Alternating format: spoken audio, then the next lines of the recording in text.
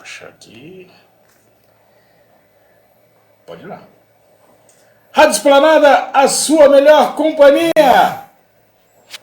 15 horas em ponto. Estamos entrando ao vivo com o bate-papo da bancada nesta quinta-feira. Hoje é dia 3 de outubro de 2024.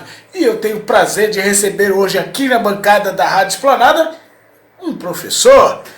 Então, um educador. Isso é muito legal, né? Porque educação tem que ser a base desse país aqui para que ele ande nos trilhos certo. Então eu estou aqui com o Alexandre Neuburg, casado com Caroline, é isso mesmo? Caroline, professor do estado, pai de 3 meninas, a Nuyan, Mayra, a Raquel e a Ayla. Ele é educador profissional da Fundação Casa, professor da ETEC, formado em administração, especialista em projetos sociais e políticas públicas. Educação para jovens em medidas socioeducativas, em meio aberto e fechado. Graduado em matemática e pedagogia. Meu amigo professor Alexandre, seja muito bem-vindo à bancada da Rádio Esplanada. Boa tarde. Boa tarde, muito obrigado, é um prazer estar aqui e o prazer maior falar sobre educação nesse canal maravilhoso. Pô, educação é tudo, né, professor? Em época de eleição, então, é maravilhoso. Véspera de eleição, falar de educação. E como o Brasil precisa de educação, né, professor? Com certeza, é uma coisa que eu até sempre falo, né? Para mudar tudo, a base é a educação. A educação muda tudo. E se o Brasil tivesse uma educação de primeira, porque tá aqui o professor Alexandre, pode dizer melhor do que eu, ainda falta muito para o professor ter um excelente salário, para ele ter os alunos interessados, porque hoje a molecada está fugindo da escola. Então falta muito para o Brasil caminhar no rumo certo, que é a educação. E para isso, a Rádio Esplanada traz temas como educação, que é importantíssimo para o desenvolvimento da nossa juventude, que é o futuro do Brasil. E sem educação, a gente não chega a lugar nenhum. Então, quer mandar pergunta? WhatsApp liberado, é o 13 996840422. Manda pergunta para o professor, que ele vai ter o maior prazer em responder a todas as suas perguntas. Então, quer acompanhar também? Ao vivo, Facebook, YouTube da Rádio Esplanada. Das 3 às 4, bate-papo sobre educação. Então, vamos lá para a primeira pergunta. Professor, o senhor é um professor muito bem sucedido na área da educação. Por que você decidiu se tornar um professor? O que lhe motivou a ser um professor em tempos que um professor ganha tão pouco nesse país? Bom, eu até brinco que eu falo que eu nunca sonhei em ser professor. Né? A gente fala, tem alguma galera que brincava de escolinha e tudo colocava. Eu fui numa contramão. Pode parecer frases prontas e tudo, mas a educação que acabou me escolhendo. Eu sempre tive o sonho de trabalhar na indústria, trabalhei durante quase 14, 15 anos na área industrial da Cosipos em Minas. Tá? Eu via meu tio Aquibaldo, né? Um abração, tiozão, com aquela roupa da Cosipos. Eu lembro que eu tinha uns 11 para 12 anos, e aí eu falei, eu quero isso. Fui fruto do Senai, então fui aprendiz do Senai. E entrei numa empreiteira, fiquei durante muito tempo e nunca passou pela minha cabeça ser professor, vou ser professor, nunca sonhei isso. E aí a gente foi seguindo a vida, e como eu galguei alguns cargos e cheguei na área técnica, eu era técnico de manutenção responsável, eu trabalhava no horário administrativo e tinham muitas ocorrências no horário noturno. Minha esposa, Caroline, um beijão pra ela, me expulsava várias vezes do quarto porque tocava aquele celular corporativo, aquelas musiquinhas antigas, me expulsava. E nesse meio tempo eu falei, preciso fazer alguma coisa para que não toque meu telefone pra galera da noitinha dar uma amarradinha no de arame até eu chegar de manhã no meu horário. Peguei uma molecada nova, tinha conversado com o meu supervisor, preciso vir à noite para treinar. Não, tranquilo. Peguei uma molecada nova e fui ensinando alguns macetes. E aí eu falando, e um dos moleques falou, cara, tu me ensinou umas coisas que nem no técnico eu aprendo. Cara, tu é professor? Eu falei, você é louco, que professor? Você é doido? Eu sou profissional. E isso ocasionou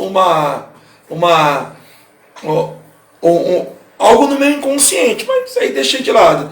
E aí dentro do contexto da indústria houve uma pressão até muito grande psicológica, né? Então dentro do contexto que você fala mais com máquina do que com gente, eu decidi mudar de ares, e aí uma das saídas foi ser instrutor de cursos livres. Tá? Então eu entrei na educação aí mais para um desgaste. Bem sem querer? Bem sem querer, querendo, como dizia o Chaves. E aí foi sucesso total? Não! O perrengue veio junto? O perrengue, porque como a gente fala de sonhar em ser professor, é difícil, algumas pessoas sonham, que nem você falou, hoje a profissão é bem desvalorizada, dificilmente você chega em sala de aula, pergunta para um jovem qual que é o plano. Professor? Não, talvez, não, você tá doido, eu vejo que você sofre aí, você é doido, não ia aguentar. E nunca sonhei em ser isso. E fui ser professor dentro de uma unidade de Fundação Casa, no projeto. Então, não tem nada a ver com o sonho, muito menos com o sonho de professor. E aí foi bem difícil mesmo, então foi a duras penas aprender todo esse processo, mas a duras penas é alguma que passou de uma paixão e é um amor. E aí eu falo, nunca sonhei em ser professor, mas hoje não me vejo fora da educação. Era isso que eu ia perguntar, hoje não muda de profissão. Não me vejo fora, eu não sou daqueles que, por que eu não vim antes? Eu acredito que eu vim no momento certo, fui forjado, como eu disse, Fundação Casa, na porrada mesmo, na porrada, mas é aquela marca mesmo, que eu acredito que a educação transforma. Então, eu entro em alguns espaços, dialogo sobre educação, e hoje eu acredito que eu tenho propriedade para falar sobre educação, porque eu vou na educação aonde ninguém quer ir. Aonde ninguém quer ir. Daqui a pouco a gente vai falar de Fundação Casa, porque realmente não é para fraco, né, professor? Não é para fraco, não. Professor, como é dar aula para alunos? Aqui, ó, a próxima pergunta, eu pensei que ia ser uma das últimas, mas não é não. Como é dar aula para alunos da Fundação Casa? Tem disciplina? Não, tem indisciplina ou lá a pegada é diferente? Bom, e aí quando a gente fala de Fundação Casa, está dentro do contexto da medida socioeducativa. Então, tem a medida socioeducativa na qual o Estado ele tira a tutela da família e fica sob a tutela do Estado, e aí tem todos aqueles conceitos do ECA, que o aluno tem que ter um acesso à educação, acesso à saúde e acesso à educação profissional, que é onde eu entro, onde eu atuo pela AFAD, que é a fundação do Centro Paula Souza. Já atuei pelo SENAC, já atuei pela Associação Horizontes. Lá a gente trabalha a educação profissional. Então já entra num contexto que o menino, para ele tá dentro da medida socioeducativa, para ele sair para o relatório dele ser avaliado pelo juiz e ele ganhar a liberdade, ele precisa ter um curso de educação profissional, que é na qual eu entro. Então aí já entra uma premissa positiva para mim. Legal. Então ele tem que fazer o curso. É obrigatório. É obrigatório fazer o curso. Tem um outro pegado que ele está dentro de uma medida socioeducativa. Então você tem todo um processo da disciplina lá de dentro. Você tem todo o contexto que não é uma escola, é tudo regrado. Então é preciso trabalhar a disciplina. Porque se ele está no processo de privação de liberdade, é porque ele cometeu uma indisciplina. Então a medida socioeducativa traz isso para ele do contexto disciplinar, o contexto das regras. Então as regras lá são cumpridas. Tá?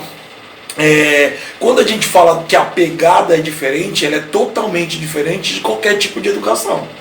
Porque ao contrário de uma escola formal, de uma escola comum, do curso técnico da faculdade. Bom, por exemplo, a gente está aqui trabalhando, eu vou para casa tomar um banho, vou pegar meu carro, vou pegar meu moto e vou para a faculdade. Então eu já venci uma inércia do momento de estou indo até a faculdade. Dentro da Fundação Casa, a escola que está indo, então eu sou a escola profissional, que eu estou indo dentro da Fundação Casa, que no caso é a casa deles, quase que bora estudar. Então o vencer esse processo é algo um pouquinho moroso e gera muito esforço. Então o processo da educação como um todo, então lá dentro eu aprendi a trabalhar várias ferramentas de motivação. Hoje que a gente chama dentro da escola formal de metodologias ativas, onde o aluno ele seja protagonista e principalmente que ele veja sentido na educação, eu me dou muito bem em outras frentes que não seja a Fundação Casa, por causa da Fundação Casa. Porque lá é um processo que não entra qualquer tipo de material, ele tem toda uma restrição, voltado no contexto da segurança do ambiente como um todo. Tá? Tem um outro contexto voltado na escolaridade. A escolaridade do jovem, ele pode estar lá, que ele está no 9º ano, mas ele muitas vezes ele tem um analfabetismo, ele tem um déficit muito grande em matemática. Então tem outras estratégias, porque lá não são alunos da mesma série, são multisseriados. Então, às vezes tudo juntão, lá pega todo mundo. E aí a escola trabalha com multisseriados. Você pega do 2º, 3º e 4º, junta, né, porque você tem um negócio chamado a brevidade da medida. Não tem como você trabalhar um curso muito amplo e também a escolarização. Tá? É justamente para tentar retirar um pouco dos déficits educacionais do aluno, motivá-lo a estudar, e quando ele vier ganhar a liberdade, ser egresso da Fundação Casa, ele continuar a estudar. Então esse é o processo. O curso profissionalizante que eu entro, por exemplo, no último ciclo a gente deu um curso de noções de informática. É mais voltado para a iniciação profissional e motivar esse jovem a mostrar que tem um outro caminho. Porque como você vai falar de Excel para o menino que está na 2ª série, que é praticamente analfabeto? Então o processo, a pegada é totalmente diferente, o esforço. E aí, galera, eu te falo um negócio, às vezes você sai de lá, parece que você quebrou uma parede de concreto. É mesmo, o clima é pesado. Porque é um desgaste muito grande, a tensão é muito grande.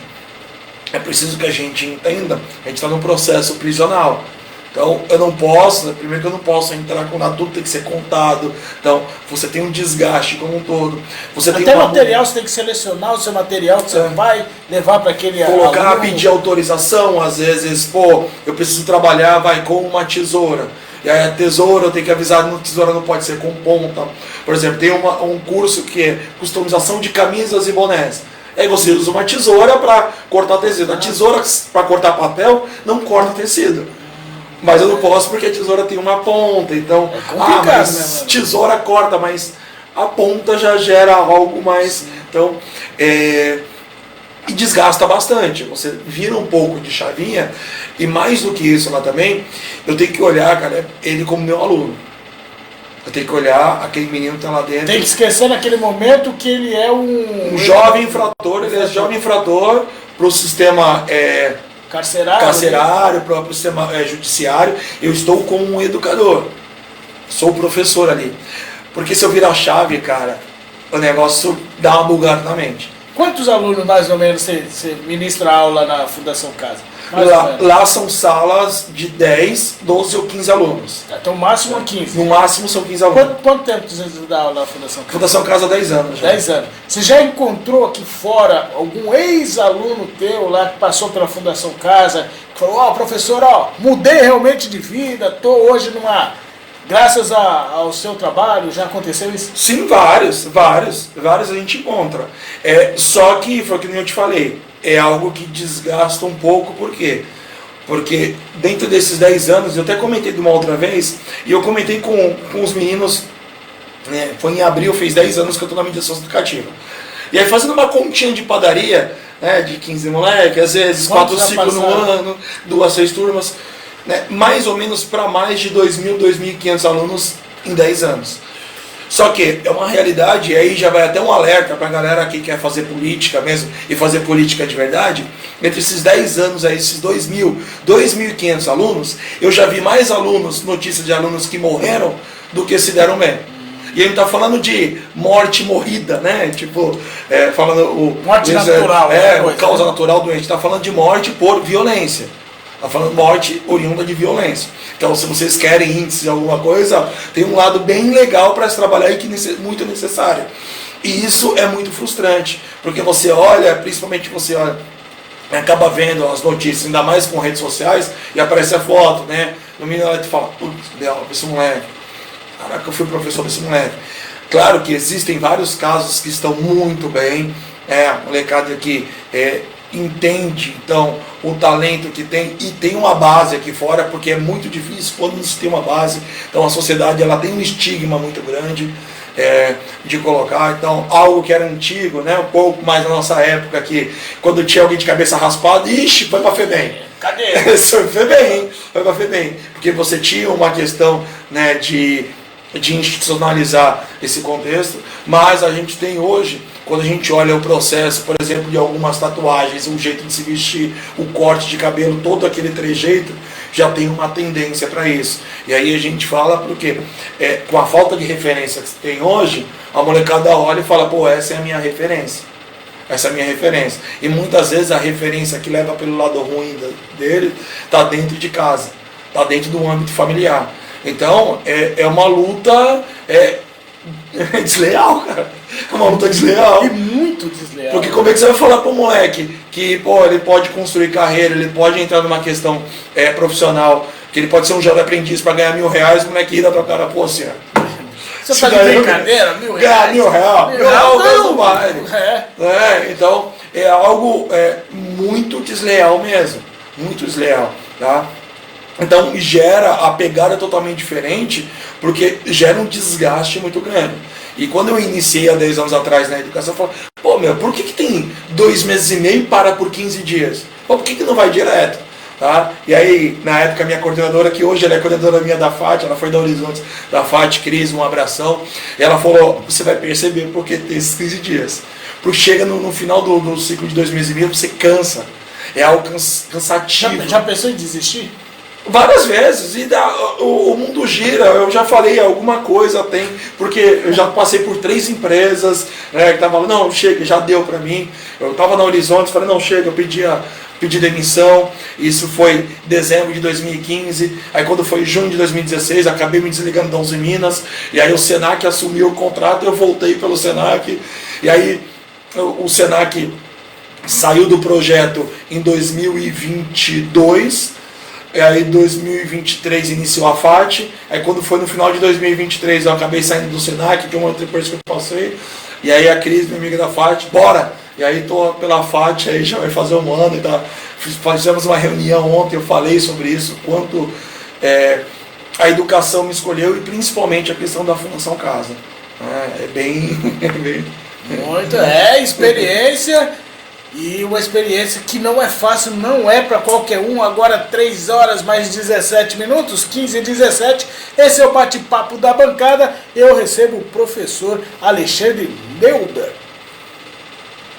Quer fazer pergunta? O WhatsApp está liberado. É o 13 996840422. Estamos também ao vivo no Facebook e no YouTube da página da Rádio Esplanada. Professor, quais são as suas estratégias para engajar aluno com diferentes estilos de aprendizagem? Bom, a primeira coisa, eu preciso falar a linguagem do aluno. Não adianta eu colocar uma tendência de educação que eu aprendi. A escola do jeito que eu aprendi, a aula do jeito que eu aprendi. Por exemplo, eu vou falar sobre literatura. Então antigamente a gente tinha esse costume. A gente não era bombardeado de informações como é hoje. Então a gente tinha, por exemplo, uma biblioteca na qual a gente ia procurar um livro, a gente terminava um livro. Hoje você tem várias inteligências artificiais que fazem um resumo, te manda áudio, te faz tudo mastigadinho. Isso dá uma atrofiada no cérebro, tá? Mas em contrapartida existe algumas tendências, né, que a galera chama como algumas trends do momento, né, então alguns movimentos. Então, como eu lido principalmente com muitos jovens, aí eu vou falar jovens da Fundação Casa. Então a grande maioria gosta de funk. Então eu vou trabalhar a parte de matemática com eles para no curso de empreendedor do pequeno negócio entender como é que se funciona o processo de custo. Então eu preciso trabalhar porcentagem. Então eu tenho que fazer meio que uma paródia de um funk que eles conhecem. Tá? Pô, conheço essa batidinha. Não, peraí, mas vamos na minha letra aqui. Vem desse jeito. Pô, da hora, legal. Porque na hora que ele ouvir o funk dele, ele vai assimilar. Pô, mas eu lembro da música. Então, trazendo algumas informações. E tem uma coisa que a neurociência fala. Se o cérebro não se emociona, não existe aprendizado. Não tem aprendizado. Não adianta eu chegar, você tem que aprender porque você tem que aprender. Tá? Antigamente a gente ouvia muito, por que não, e acabou. Então se eu falar hoje para minha filha mais nova, que é a Ayla, que fez 4 anos, filha, por que não? Ela fala, pai, não tem que ter um por que não existe isso. Então, esse processo de informação é isso. Então, essas estratégias precisam ser de uma forma que eu fale, pô, é legal estar aqui. Então, eu estou no âmbito da Fundação Casa, chego na escola pública, seja na ETEC, seja na escola circuito, seja em qualquer projeto social voltado à educação, eu preciso emocionar. Então, a estratégia, eu preciso entender que o Caleb chegou aqui para ter uma aula, o Caleb não é uma folha em branco. Eu preciso saber que ele traz uma mochilinha do conhecimento. Então, uma coisa que eu faço muito é uma avaliação diagnóstica. Mas não é colocar, eu quero uma avaliação pensando no contexto de prova. É uma avaliação, é um bate-papo, muitas vezes. É eu colocar, cara, qual é a música que tu gosta aí? Então, através da música que você gosta, você colocou, eu falei, opa, peraí, há uma tendência. Então eu vou colocando. Ou eu peço para fazer um relatório e vou colocando músicas e vou olhando mais ou menos qual é a reação. Se a partir do momento há uma tendência, então eu vou por esse caminho. Então, é preciso se diversificar, então, customizar para cada um. O mais próximo possível de cada um é falar, pô, você também vai dar uma aula para cada um. E aí eu falo até para os educadores, falo para a galera, gente, educado a trabalho. Educado a trabalho. Tá? Tem um educador, Tião Rocha, e aí alguns podem falar, mas é o educador. Não, o cara era professor de pós-doctor. Então já quebra um monte de coisa aí. O cara não, o cara chegou, ele era professor de pós-doctor de uma universidade federal e ele pediu demissão. Então já começa. E aí ele fala justamente que é preciso que tenha algumas maneiras, que é preciso que eu movimente uma aldeia inteira para educar um aluno. E eu preciso entender que eu, como educador, eu sou diferente do professor, que o professor ensina. O educador aprende. Então, quando eu entendo que eu aprendo com meu aluno, eu aprendo com aquela turma, eu aprendo naquele momento, eu saio daquele pedestal, daquela escola que tem um púlpito bem alto, na qual eu sou chamado de doutor pronto, mestre e tal. Eu sou o Alexandre, eu estou no mesmo nível, estou em aprendizado, e o aprendizado em duas vias. Tá? A gente sempre troca. Se eu só coloco para você, eu te transbordo. Então a gente precisa transbordar, precisa aprender também. Entender que você sabe alguma coisa. Uma via de dois. Isso, uma via de mão dupla. Eu preciso entender que você sabe alguma coisa. Talvez não com tanta propriedade, mas você sabe. Eu não sei o que é um triângulo retângulo, mas tu sabe o que é um triângulo. O triângulo eu sei, então você já sabe alguma coisa. Já é um começo. Então já começa entendendo alguma base. Legal, muito bom. Falar de educação é um espetáculo, principalmente com quem conhece. Professor, como você integra a tecnologia em suas aulas? Bom, na verdade é importante integrar a tecnologia, é importante saber que tem o contexto da tecnologia, mas muitas vezes eu faço, vamos dizer assim, no caso, um desmame dessa tecnologia. Por quê? Porque com o excesso da tecnologia eu acabo perdendo as humanidades. Estava vendo até um vídeo esses dias, porque a gente pode estar em todos os lugares ao mesmo tempo, e muitas vezes em dois lugares ao mesmo tempo. Tá? Em dois lugares ao mesmo tempo. E isso acaba me acelerando, tendo uma síndrome do pensamento acelerado, que eu sou obrigado a fazer duas coisas ao mesmo tempo. Então, o uso é muito importante da tecnologia, que nem estava falando em sala hoje. O chat GPT é muito bom utilizar. Não é falar, eu não sou professor que proíbe, mas o uso de uma forma correta. O chat GPT é como se fosse uma biblioteca, quero acessar na biblioteca, eu quero um livro sobre gastronomia. Quero acessar de gastronomia. O chat GPT é como se tivesse uma bibliotecária, que ela, você quer isso? Ela já pega os livros, já abre, já tica, já coloca, eu tenho isso aqui. Só que eu preciso saber como pedir. E eu preciso saber o que eu vou fazer e o que eu coloco aqui. Porque se eu uso a tecnologia, que nem utilizar as inteligências artificiais para fazer todo um trabalho, eu atrofio o meu modo de pensar, eu atrofio o meu cérebro, tá? E o cérebro é um músculo, ele precisa ser utilizado, porque senão você atrofia tudo aquilo. E eu tenho um processo também de ser uma pessoa artificial. Porque cada vez mais a gente chora nas redes sociais, mas não chora no ombro amigo. Cada vez mais, na ETEC, por exemplo, algumas vezes eu estou subindo a escada, tem uma galera que está comendo, tá comendo a merenda lá de um jeito absurdo, tá? E tá lá com o celular e não tá mastigando. Teve dia que eu falei,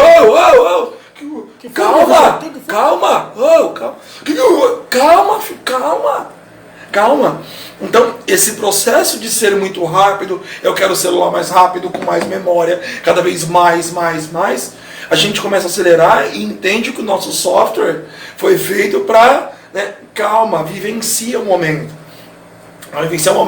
Por exemplo, eu faço uma atividade, existe uma atividade chamada Mindfulness em sala de aula, que é para a galera estar aqui todo momento. Gente, tira o celular de lado, baixa a luz do ambiente, coloca o som de relaxamento, e eu vou dando algumas instruções para que os alunos sintam, fecha os olhos, só de fechar os olhos já não dá. A galera já começa a estar mais acelerada. Já acabou, professor? Já acabou? Então, eles querem muitas vezes postar algo aqui. Gente, estejam aqui. Então, eu uso as tecnologias, é importante entender. Então, a gente está num processo aqui, algo online, que consegue ter o acesso, não sou contra, mas está de uma forma exagerada. Então, eu uso mais controle. Por exemplo, vou fazer uma atividade de cartazes, uma atividade de mural. Pô, legal, nós temos o Canva, nós temos várias tecnologias aí que permite fazer um mural, um folder muito legal. Tá? Mas aí eu te falo, Caleb, eu te mando um feliz aniversário. Aí eu vou lá, pego lá, ok Google, monte um feliz aniversário pro Caleb, que ele é radialista, tudo, tá? Ó, sem falar que ele já e aí ele já me traz isso daqui, eu já coloco, aí eu edito rapidinho, aí quando eu tô fazendo outra coisa, mano, valeu, cara. Aí você vai, pô, legal, você vai postar. Agora, se eu paro, pego um papel, pego uma caneta e escrevo, cara, você vai guardar isso pra vida toda. Sim. Porque a gente perdeu, eu te dei, eu te dei o algo mais precioso, é o meu tempo. Então as tecnologias, ela vem para acelerar muito tempo, mas eu preciso tomar um cuidado no que eu vou utilizar. Porque às vezes eu perco, eu acelero tanto tempo que eu não vivencio. Tem um filme que fala basicamente sobre isso, que é o Clique. O cara ganha o controle, o cara sai acelerando a vida. Quando vai ver, ele está no final. Ele vai acelerando as coisas ruins. Mas as coisas ruins, as frustrações que a gente tem, a leitura, por exemplo, a leitura do livro, joga o PDF do livro e te dá um resumo. Pô, e aquela emoção de você estar lendo, você fala, caraca, que você a minha viagem, então o que você pensa, o teu imaginário, eu acabo esquecendo. Então, eu tenho muito cuidado com essa questão do uso da tecnologia. Na Fundação Casa, acho que você não tem esse problema, porque não pode ter celular lá, né? A gente tem hoje o acesso à televisão e tem o YouTube. O que ajuda, muitas vezes, com a não realidade do jovem. Às vezes o jovem, pô, professor, nunca vi, peraí, eu acho que tem um vídeo no YouTube aqui. Aí eu vou lá, pô, eu posso passar um vídeo pra eles? Eu vou, esse vídeo aqui, pô, legal, isso daí pode passar, pô, uma boa. Passa, ou, gente, vamos tentar na próxima aula, eu vou baixar, trago pra vocês aqui. Isso faz total diferença para quem não tem tanto acesso. Porque você pega, mas a molecada tem acesso ao celular. E claro, eu vou te falar um negócio, a galera que tem celular não manja nada de tecnologia. Mas hoje, tirando a Fundação Casa, você é professor do Estado. Hoje a molecada pode levar o celular para o colégio? Essa é a grande praga, falar o português claro, que tem dentro da sala de aula. Porque tá aqui, ó, imagine se tivesse um aluno do Estado e tá aqui, ele tava aqui, que ele tá vendo? Nada, ele tá vendo nada. Ele tá vendo nada. Só de estar com o celular na mão. Ele tá com o celular na mão e ele fica, Então, há um vício muito grande. E aí eu até falei, gente, quer ver vocês terem uma pré-crise de ansiedade? Eu tiro o celular aqui. Aí eu fingi, sabia que eu sei desbloquear teu celular, né? Que isso? Aí já fica, então, há todo esse processo. E às vezes não tem nada, cara, não tem nada. Mas o meu celular. Eu até brinco, eu falo, vai ter dias que vocês vão vir pelado, vão esquecer de botar a roupa, mas não esqueceram o celular. Agora vocês podem vir de roupa de esquimó, esquecer o celular, é como se estivesse pelado. Tá? Então, engraçado isso, né? E é o grande mal. Tanto é que em alguns países estão adotando algumas tecnologias de celulares com menos funcionalidade, só para ligação, só para tirar uma foto, para tirar todos os aplicativos, para a galera se desintoxicar desse problema. Retrocedendo a tecnologia. A gente está voltando muito atrás em algo que a gente acelerou demais. Então vamos voltar para vivenciar, porque a própria molecada está entendendo isso. Tá entendendo que esse é um grande mal. E aí, pô, mas meu pai falou, minha avó falou que era legal. Nossa, meu, eu vi lá que minha avó falou. Meu, é muito legal. É legal mesmo. Quer ver uma coisa? Quem empina pipa na rua? São os velhos. Os pais das crianças. Que a molecada joga o pipa combate. Quando eu vi, eu falei, não, vocês estão jogando um negócio de... eu não ouvi ainda, não. É um aplicativo de pipa, de empinar pipa.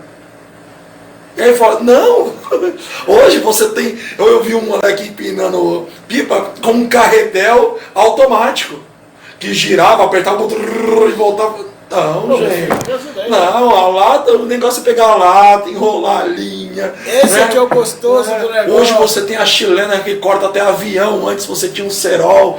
Aí fala, pô, mas não pegava motoqueiro, pô, a gente tinha disciplina de como a gente ia colocar, o motoqueiro passar. Agora não tá nem aí. A cabeça do cara tá caindo lá e ele continua. É bem isso. 15 horas mais 31 minutos, bate-papo da bancada, toda quinta-feira. Eu trago uma personalidade aqui na Rádio Esplanada. E hoje é o professor Alexandre Neuburg.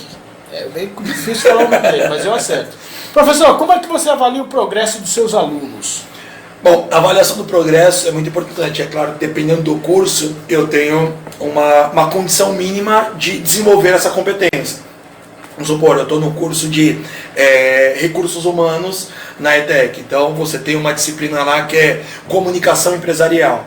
Então, eu preciso desenvolver algumas tendências, alguns conceitos, que o aluno ele saiba se comunicar, saiba fazer um comunicado, saiba escrever. E não é ensinar ortografia para o aluno, mas saiba se comunicar. E esse processo de avaliação, e é claro, aqui voltando à tecnologia que atrapalha um pouco, o VC da vida, né, os emojis, a linguagem voltada para as redes sociais, atrapalha um pouco.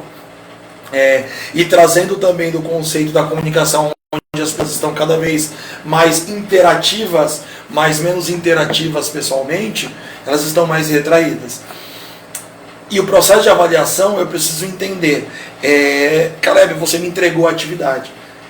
Você fez o seu melhor? Aí fala, pô, professor, não deu mais, professor. Foi o máximo.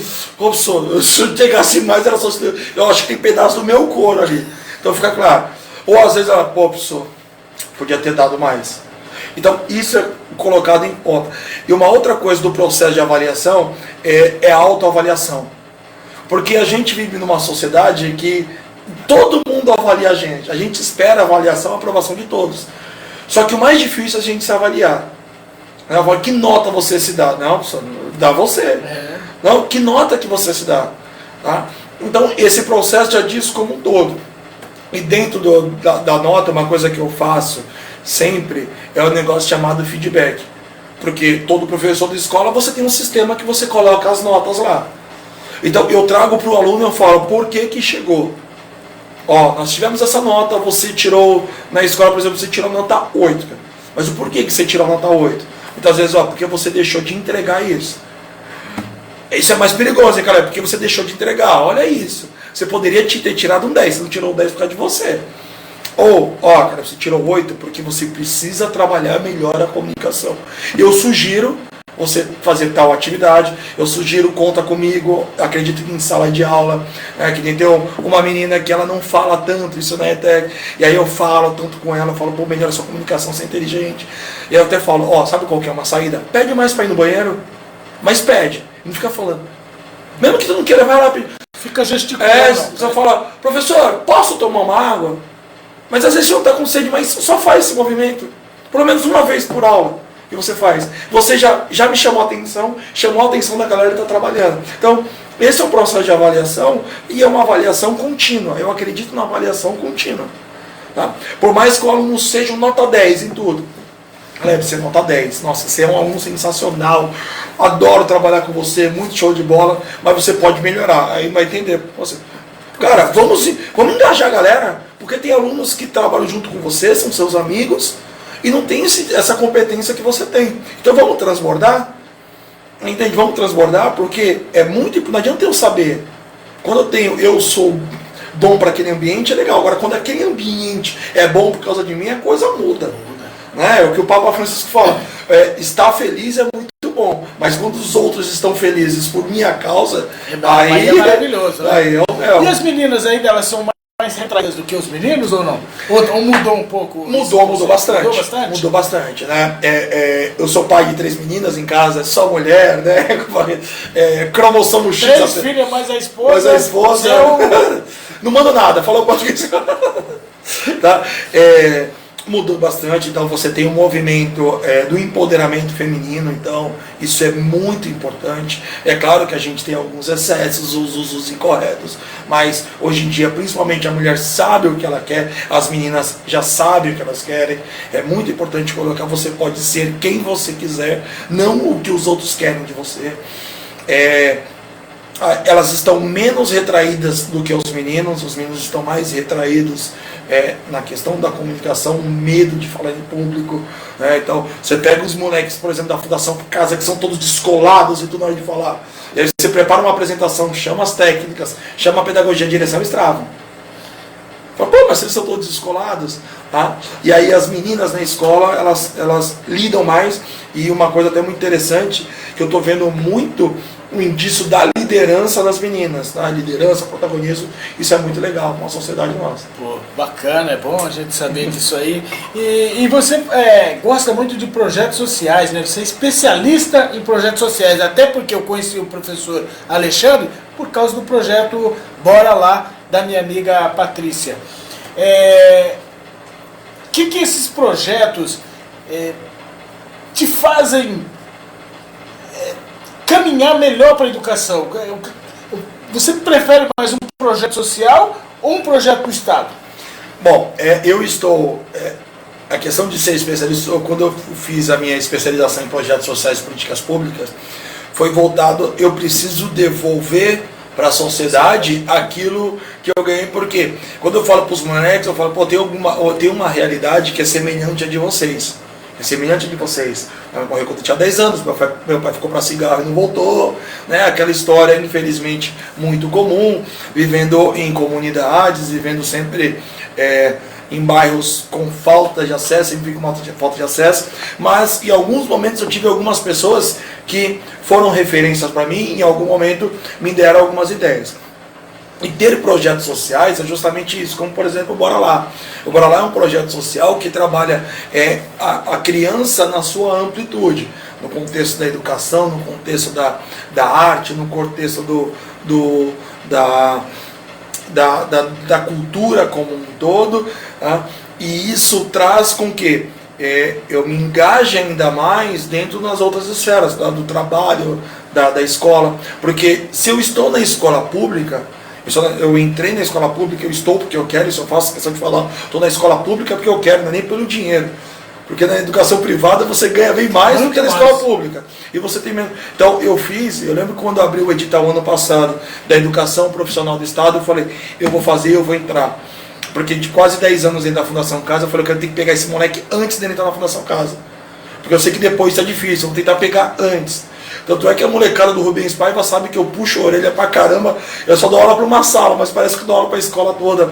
E eu faço questão de conversar com os alunos, entender, e aí sabe que às vezes por um ajuste fino esse moleque ele pode ir pro crime, ou essa menina pode ir pro crime, ou não. Então, um projeto social muitas vezes é essa mão. Porque infelizmente o crime muitas vezes ele é organizado, e aí faz esse aliciamento do moleque da menina, e fica difícil muitas vezes sair dessa bola de neve. Lá na Fundação Casa você dava aula para menino e menina também ou não? Não, aqui é só meninos. Aqui é só meninos. Só meninos, isso. Meninas são 2 unidades só em São Paulo. Tá, mas você não chegou a dar aula para menina na Fundação Casa? Não cheguei ainda. E pode misturar, um exemplo, o professor pode dar aula para menina, ou tem a mulher que dá aula só para mulher? Não pode, toda mulher que dá aula para menina. Normal. Na Fundação Casa que tem mulher que dá aula para... Sim, tem professor. E o respeito que essa molecada tem, eles têm o mesmo respeito que tem com o senhor, tem com a mulher? Então, tem uma questão do respeito ainda mais com as mulheres como um todo, porque tem uma disciplina a ser cobrada, mas é claro que, em sua grande maioria, infelizmente, a molecada não tem uma figura paterna uma figura masculina da vida dele. A figura masculina que ele tem é do cara lá da quebrada, é o cara lá, é a feminina ele traz da mãe. A feminina traz da mãe. Normalmente ele não tem pai. Aí isso. Fica... E aí é algo que muitas vezes até me assusta. Eu brigo com eles porque eu faço questão, quando eu na Fundação Casa, antes de começar a aula de qualquer aula, eu faço questão de cumprimentar um por um. Cumprimentar, eu até brinco, falo, olha aqui, olha no meu olho, o que foi? Olha, vai, dá um abraço aqui. Tá? E o que às vezes assusta é o abraço, cara. Você pega um moleque que te trava de um jeito e você fala, meu, esse moleque nunca recebeu um abraço. Tá? Então, por isso que eu te falei que o desgaste muitas vezes é muito grande. E aí tem um respeito como um todo. E esses moleques muitas vezes já me fizeram chorar várias vezes. E é tão louco essa questão da emoção, que quando eles me olham chorando, às vezes eu choro, ô senhor, desculpa aí, desculpa aí, talvez não fiz nada, fez o professor chorar. Assustado. Então, entende como eles estão tão frágeis, tão desconhecidos, porque eles aparentam ser tão fortes, tão maus, mas a maldade muitas vezes é a falta. Porque a carência porque falta. Cobrar uma coisa. Cobrar amor de quem não sabe nem o que é amor. Mas não sabe, porque tem moleque que acorda com a pancada do pai. O pai era alcoólatra, a mãe era viciada, o pai era viciado. Né? Vivia num ambiente como um todo. Não justifica, explica como um todo, mas o moleque nunca se sentiu. Pô, na escola pública, tem um moleque que eu falei, se liga que tu tem potencial. O feedback, esse moleque ficou mais de uma semana. Não sai da minha cabeça, tu falou que eu tenho potencial. Eu tenho potencial. E aí ele foi conversar com a moça, que era merendeira. Esse menino veio falando aqui que você falou que tem potencial. Eu falei, então, às vezes eu fui o primeiro moleque a falar, o primeiro cara, e a pessoa falar, tu tem potencial. Ou parabéns. É show. O que eu faço muitas vezes, então, infelizmente tem uma questão do Estado que tanto faz se o moleque é 5, que é 0, passa esse moleque progressão automática. Eu uso muitas vezes a nota como artifício. Às vezes, Caleb, tu nunca tomou um 10, véio. Nunca recebeu elogio. Eu dou-lhe um 10 pra tu. Isso pra motivar. Vem cá, tu toma um 10. Manda uma mensagem pra tua mãe agora. Tira uma foto daqui, manda. Manda lá, toma um 10. Deu um 10. Caraca, eu ganhei 10. Né? Eu fazia isso muito no grau técnico, quando a galera fazia a prova e tirava o 10.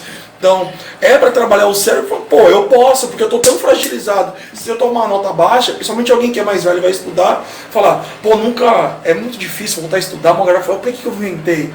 Então, você está esperando uma desculpa para sair fora. Só uma desculpa para sair fora. Aí algumas vezes eu fazia uma prova tão baba, tão fácil, só para tirar o 10. Aí eu falo, pessoal, aí você facilita. Não é facilitar. Eu estou dificultando a desistência dele. Porque ele já provou para ele que tirou um 10. Depois a gente vai colocando aos pouquinhos. A gente só inverte a ordem muitas vezes. Se todos pensassem assim...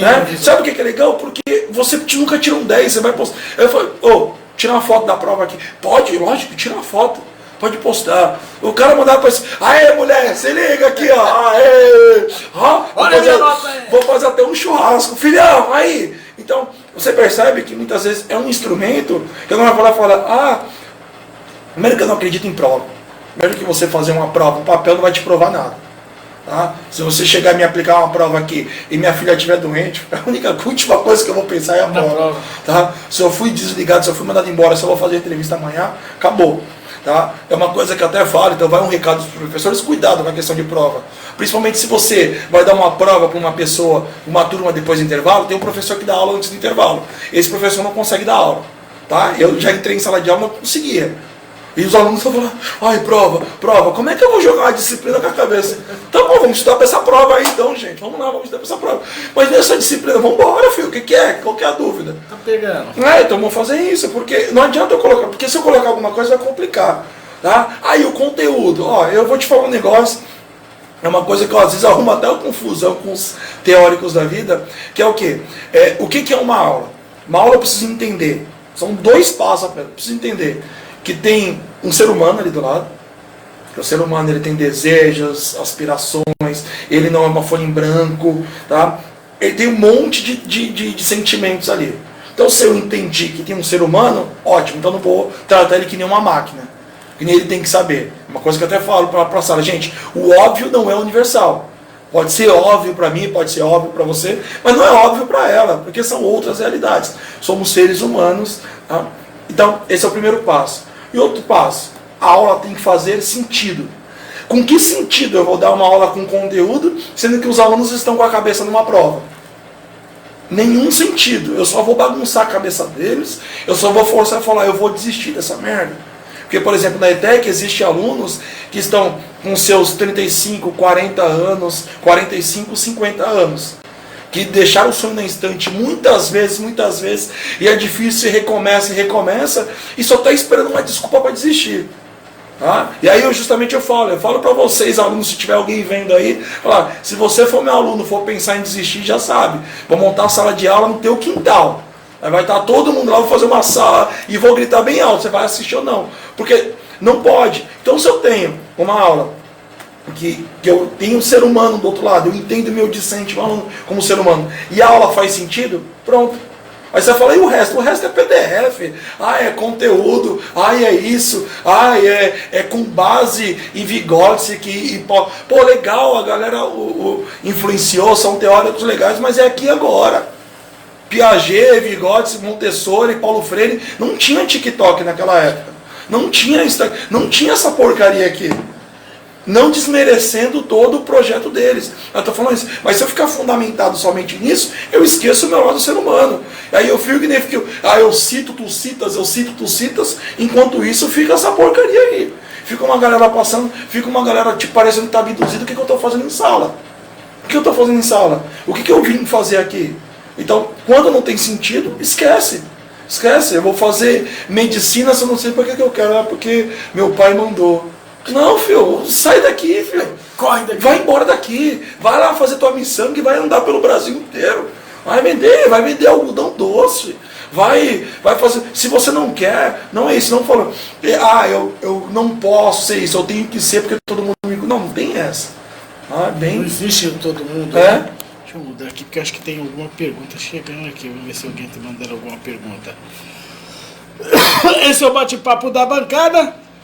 Toda quinta-feira eu recebo uma personalidade das 3 às 4 da tarde.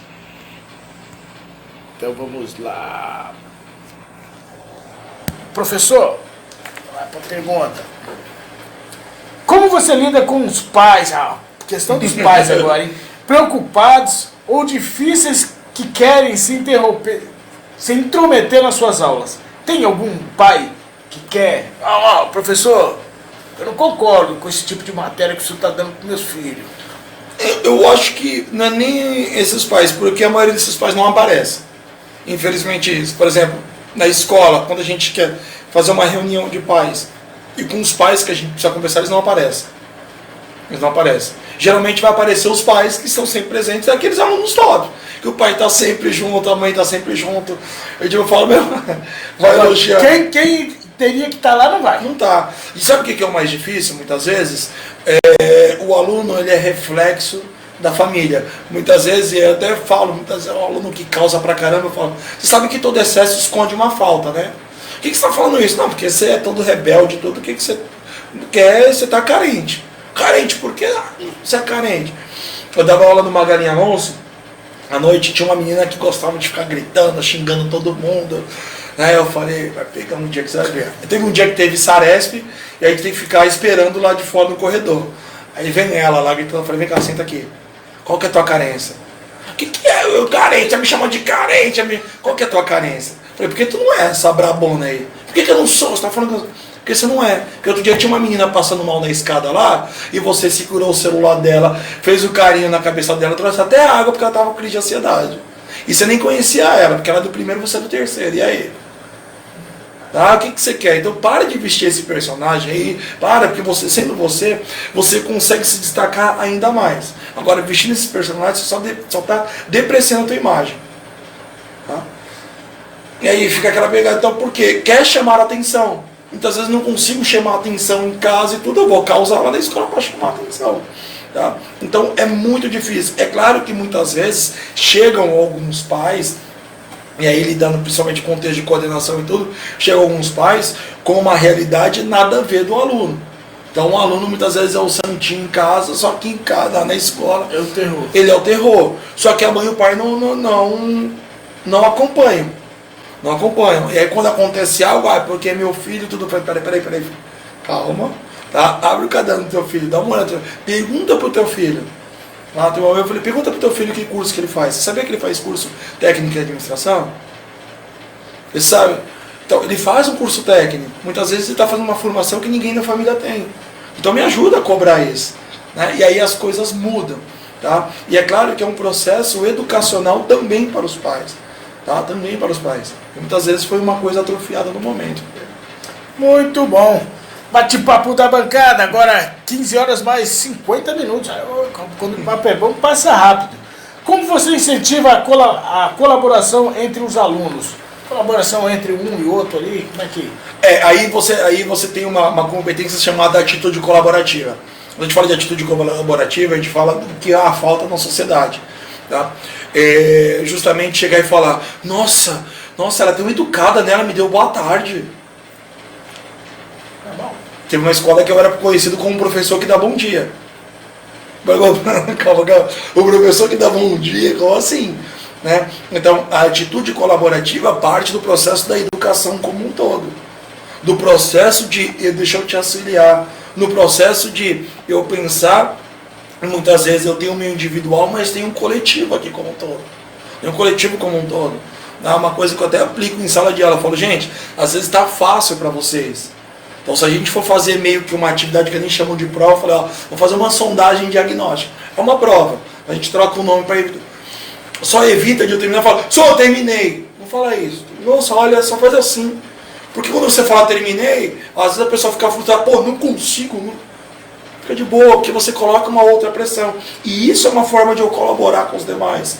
Quando eu falo de colaborar muitas vezes com os demais, existem alguns alunos que eles se cobram tanto que acabam sendo centralizadores. E eu até falo, gente, dá espaço para o outro brilhar, né? Deixa o outro aparecer. Pô, eu sei que você quer perguntar e tudo, mas deixa o outro perguntar um pouquinho, deixa o outro falar um pouco, não é que você seja incompetente, porque às vezes você ofusca tanto o outro. E aí o que acontece? Quando você ofusca, a pessoa às vezes desiste. E fala, o Caleb também, deixa o Caleb vai responder. Só dá ele. Deixa ele vai responder, e chega uma hora e fala, vou nem responder, porque ele vai responder. Então essa é uma forma de auxiliar em sala de aula, a colaboração. E como você se mantém atualizado com as novas tendências educacionais? Estudando a todo momento, como o filósofo Clóvis de Barros fala, é bunda na cadeira, é olhando a todo momento.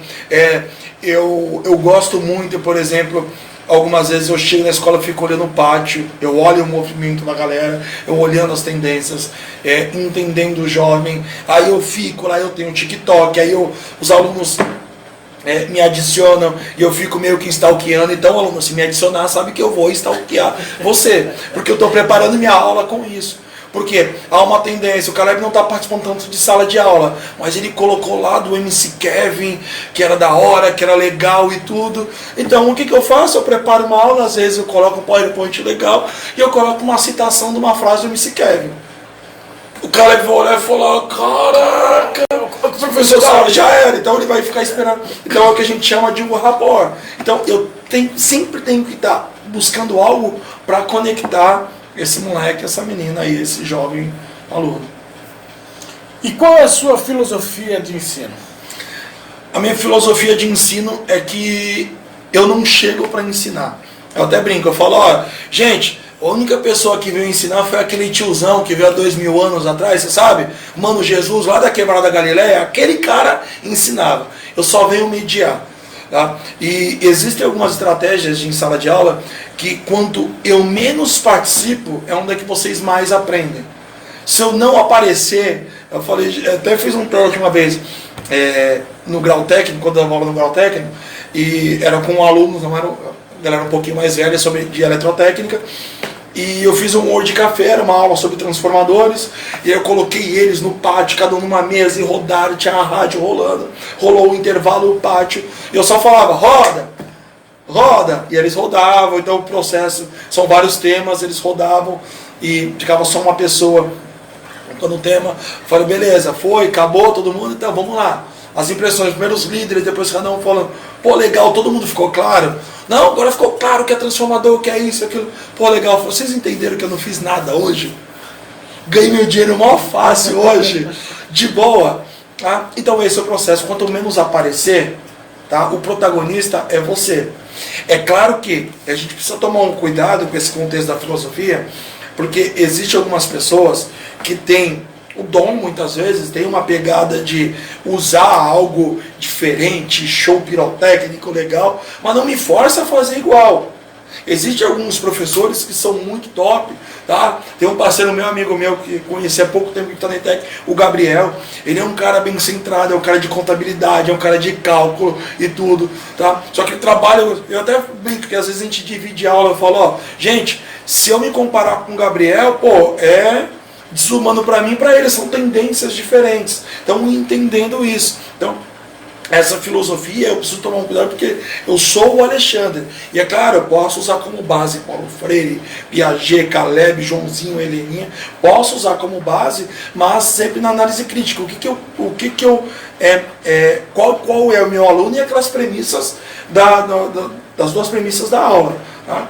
Entendendo também, o aluno ele pode questionar, falar ou dar uma sugestão da forma como que ele vai aprender. Agora o que não. Porque tem uma galera que acha que o aluno tem que colocar o que vai aprender. Não, peraí. Calma. Tá invertendo. Tá invertendo, porque aí não, aí é meu papel. Não, pessoal, eu acho que a gente não tem que aprender isso. Não. Existe uma grade, existe todo um processo. Tá? Não é você que vai escolher. O como, eu concordo. O como que você vai aprender, beleza. Eu preciso que você desenvolva. Você quer participar dessa construção junto? Beleza. Então, não quer? Então deixa eu dar uma olhada, faço uma pesquisa e volto. Agora você definir o que você vai escolher, você pode escolher através da grade. Ou você faz uma graduação, um doutorado, entra num cargo e você escreve um curso. Muito bem. E estamos chegando quase ao finalzinho já, quais os prós e os contras, no seu entender, para lecionar para jovens em medidas socioeducativas? Bom, os prós é o seguinte, eu acredito que todo professor tem que trabalhar na Fundação Casa. Se você quer ser professor educador, entre lá pelo menos, quebra esse ranço, ninguém vai te amarrar, ninguém vai ficar preso, né, toda aquela pegada, não. Você vai aprender principalmente a lidar com poucos recursos. E isso vai te trabalhar o contexto do replanejar. Isso é muito importante para um professor. Os contras, é claro, que tem o processo da frustração. A frustração é muito grande, porque a gente vê falta de políticas públicas, a gente vê a falta da família, a falta da ordem, muitas vezes, com o moleque. O moleque voltando toda hora, né? O moleque fala, tenho 17 anos, acho que já passei os últimos 4 anos preso. Você fala, cara, 4 anos. E fizer 18, vai fazer o quê? Isso é SDP. Eu, tá louco, filho? Não, filho, para. Então, preciso tomar um cuidado porque é algo comum para eles. É algo comum. É tipo a galera que já mora, por exemplo, no Rio de Janeiro na linha de tiro, fala, cara, vamos tomar um café aqui em casa, ó. Só que não senta aí não, porque geralmente bate bala de fuzil, tá? Fica pra cá, então. Como assim? Porque já tá comum, e aí pra molecada fica, não é comum. Tá? Então esse é o contra da parte da socioeducação, cara. E existe diferença entre professor do estado e do município? Tem professor do estado, não vou nem falar em termos financeiros, mas estou dizendo assim, entre a molecada, né? Dá aula para o estado, dá aula para o município, tem alguma diferença ou não? Então, mas aí você vem em todo o contexto. Quando você fala de estado, aí você tem que colocar um padrão para o estado inteiro. Então o nosso estado é gigante. Então são várias cidades, então várias escolas. Quando você fala no município, o município ele consegue ter um processo de educação, um PPP voltado para a educação próprio para o município, que roda no município. Então fica mais fácil o controle. Tá? Claro que o recurso muitas vezes é menor, tá? Mas o processo fica mais fácil de se controlar. O Estado, para você ter uma mudança, você tem que ter uma mudança geral. E sabe que mudar algo da esfera estadual requer um pouco mais de esforço, requer um pouco mais de trabalho. Ainda mais o nosso estado, que é o maior da nossa federação. Agora são 15 horas mais 59 minutos, estamos chegando ao final do nosso bate-papo da bancada. Eu quero aqui agradecer ao professor Alexandre Neuburg sobre esse bate-papo bacana. Toda quinta-feira eu tenho o privilégio de trazer pessoas inteligentes, com temas interessantes, aqui no bate-papo da bancada. Professor, suas considerações finais, meu muito obrigado e que você volte mais vezes aqui no bate-papo da bancada. Bom, agradecer a todos aqui da Esplanada, a Caleb. É muito bom falar sobre educação, é muito bom ter espaços, professores. Então, eu conheço alguns professores muito bons e tudo, que já receberam o convite. Eu tenho medo, tenho vergonha, tudo. Venham, porque é importante que a gente seja referência, que a gente desperte. E aí, para finalizar, eu gosto muito de poesia. Tem um trecho de uma poesia que fala: uma andorinha só não faz verão, mas pode acordar o bando todo. Então, andorinha, se você está aí na escola achando que você não faz verão, vá e acorde o bando todo, porque só através disso a gente transforma a educação. Tá? Muito obrigado a todos. Caleb, obrigado pelo convite aí. Sempre apostos no que puder falar, dialogar sobre educação, porque, como eu disse, não foi o meu sonho, mas é o meu amor. Hoje em dia não me vejo sem ou fora da educação. Eu que agradeço, professor, muito obrigado. E fica a dica aí para você, que é professor, gosta, vem bater um papo comigo aqui, levar o seu conhecimento para esse Brasil, para esse mundão afora, porque onde tem uma internet, a Rádio Esplanada está lá. Quinta-feira eu estou de volta, às 3 da tarde, com o bate-papo da bancada. Tchau, São Vicente, tchau, São Paulo, tchau, Brasil. Obrigado, professor. Obrigado, tchau, tchau, gente.